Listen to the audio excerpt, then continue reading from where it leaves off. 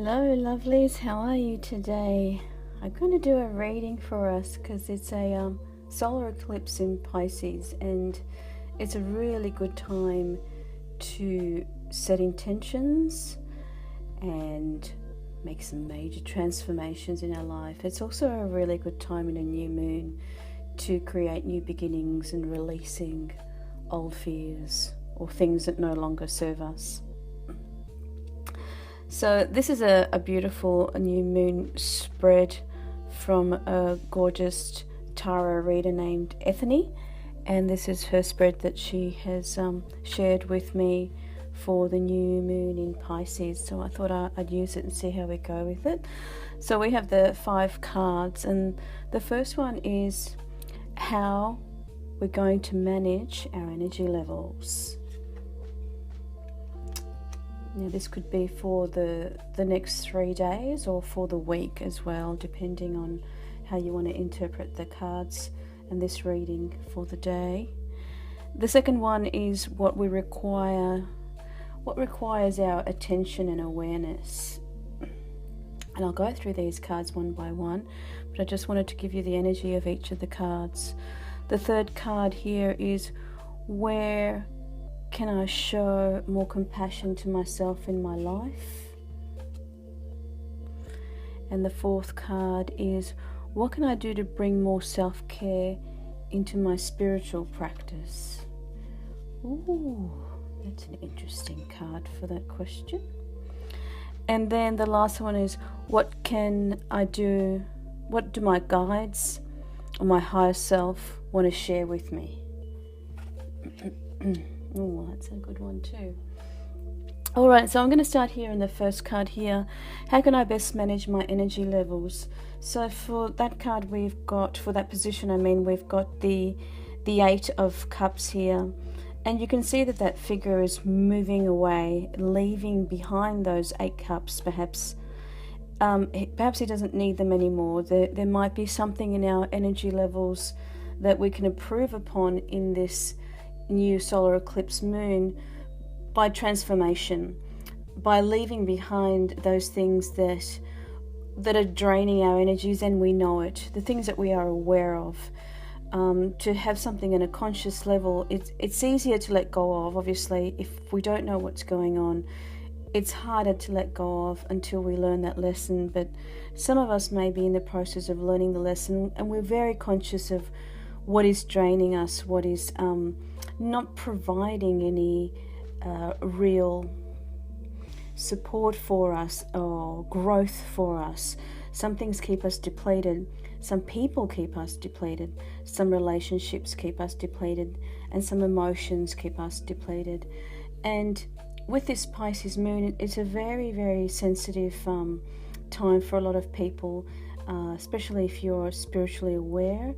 You could feel more vulnerable, and things that are not serving you could come to the forefront so that you can clear it. So the best way to manage our energy levels, I'm getting from this card, is to walk away from the things that aren't good for you, that you are aware of. The second card here is what requires my attention and awareness right now. And look what it is.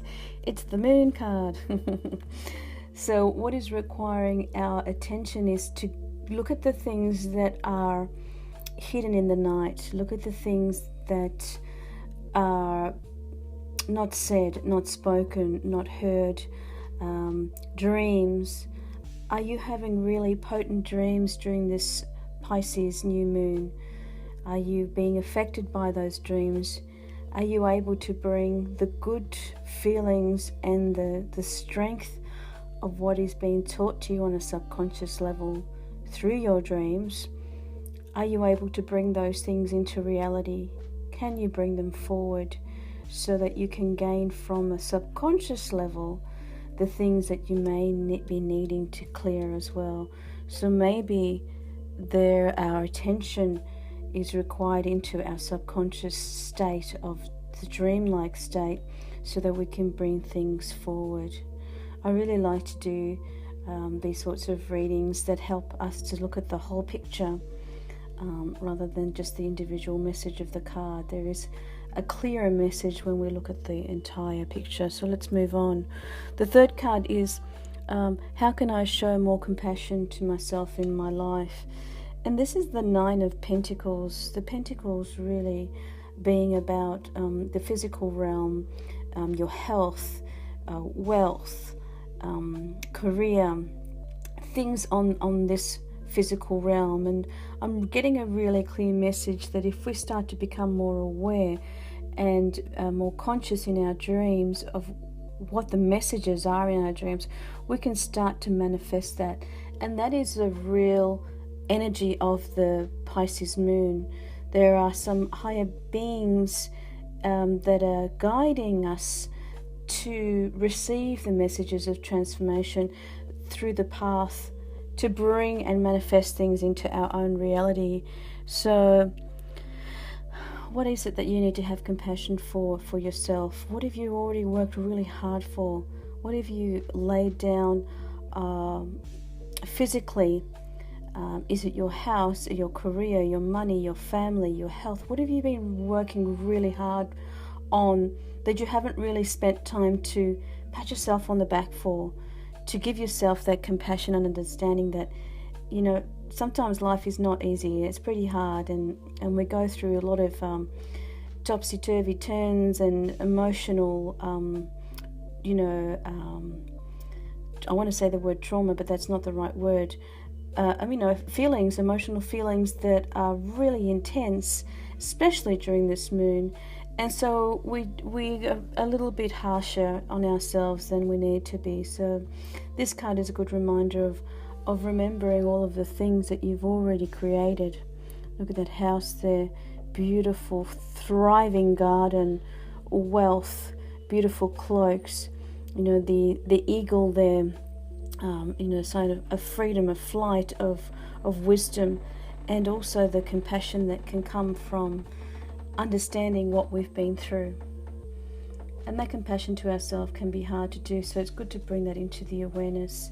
If you have had any dreams about, crying or giving yourself compassion, or just stopping for a while and looking at your relationships or all that you've worked on, start to bring those into your reality. And you can do that simply by writing or just sitting in and giving yourself that compassion. Alright, we're going to move on to the fourth card now. What can I do to bring more self-care into my spiritual practice? This card is the Five of Swords.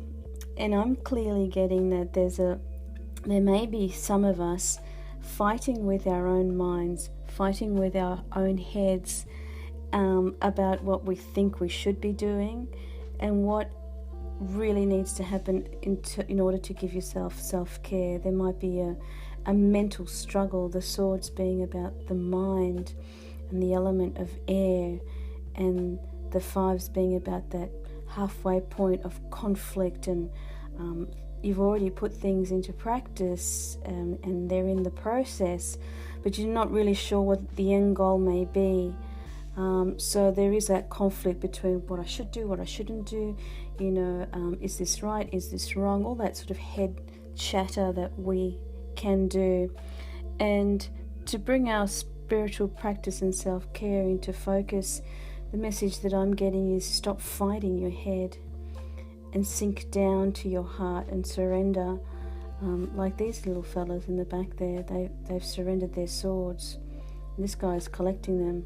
I kind of see for this reading, he is our mind, and he's trying to occupy us and defeat us with thoughts and staying into that monkey mind in a way, whereas we should be looking at just surrendering the mind and sinking back into the compassion and self-care that we need to give to ourselves, because the mind is always going to think, it's not going to stop, and we don't need to follow it.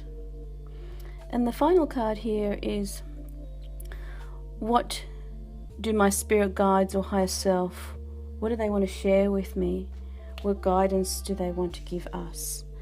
And this is the Two of Wands, a card about moving forward, about making a decision, about being supported. See how this man is being supported by the staff here, looking out into the lands, looking out for new things, looking out for guides, looking out for symbols, looking through our mind so that we can really just sit in our hearts and receive the guidance that we need, that our spirit guides and higher self want us to hear, because our world is really, really small when it comes to a comparison of the realms and spiritual depths that we can go. You know, the world is a tiny little part of our spiritual or higher self. You know, we have birth and we have death, and you know, depending on your view of what you believe in life after death, it's possible that this life is much, much smaller than we think. It's such a big thing, but maybe there's a lot of growth and development that we can pursue by our spiritual growth and guidance. Now that's obviously my opinion, but that's how I'm interpreting this card, that there is more.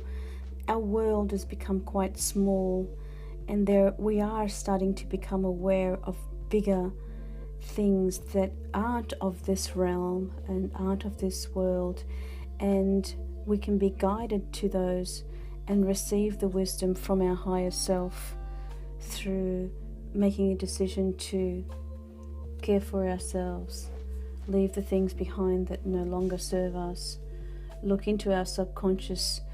You know, our dreams are the doorway. See that, the two pillars there, the doorway. And we are protected and guided when we sleep by our guards and protectors, you know. 2 pillars, 2 towers, 2 wands, and walking through it, almost like it's an opportunity for some of us to release our fears and know what no longer serves us and connect more deeply with the divine. So what intentions are you going to set for this new moon? What transformations are you going through or want to go through in your relationships, in your work, in your life, in your personal development? What is it that you want to set? What is it that you want to release? What needs to begin again for you to move into your higher self and move forward? So it's a big moon. It's a big solar eclipse, and I did go pretty deep, but I usually do with readings, because I hear, you know, the messages that maybe some of you need to hear, and sometimes they are the messages we all need to hear as our universal selves. We all are experiencing the energy of the moon in a similar way, different situations, but a very, very similar way. So I hope this reading has helped you. I'd love to hear your comments, and I will look forward to talking to you tomorrow. Have a lovely day. Bye.